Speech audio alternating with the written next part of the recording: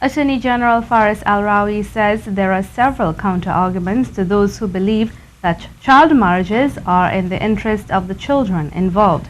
The AG pointed out there was a major age disparity in the number of underage girls being married to adults. He also pointed out that many taking child brides held low-class jobs.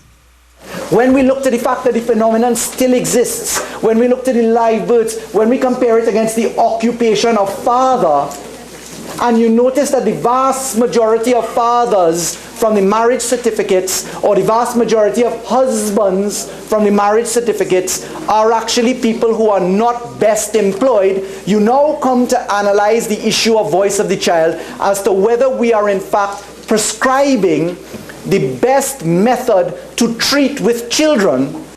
The 58-year-old man who was charged with the sexual exposure in the presence of a 7-year-old girl did not get the chance to appear in court today. There are reports that the cells at the Arima Magistrates Court was flooded out after a water line burst. He will appear at another date.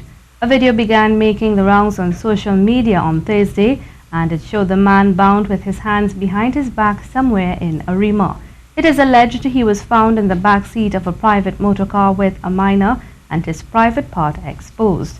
Passers-by raised an alarm, and the man was restrained and later handed over to police.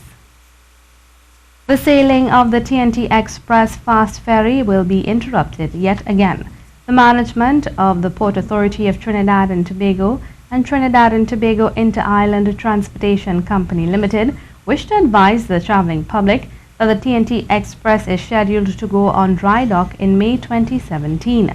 Prior to this dry docking, however, the vessel must complete its mandatory surveys to maintain its class. These surveys will be carried out during the month of March, at the time when there is a low demand for the vessels.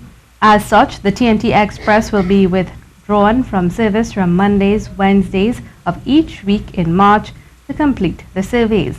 The vessel will sail on Wednesday, 29th March to accommodate expected increased demand for the Spiritual Baptist holiday on March 30th.